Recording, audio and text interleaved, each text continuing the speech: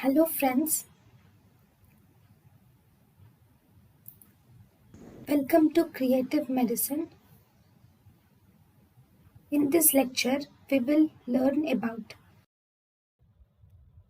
A protection against smallpox by previous infection with cowpox represents antigenic cross-reactivity because previous infection of cowpox will uh, produce and see because the patient has previous infection of cowpox.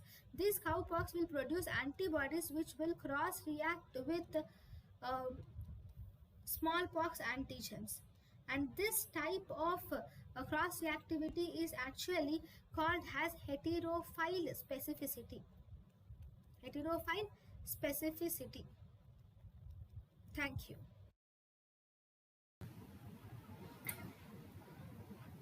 thank you and thank you for watching.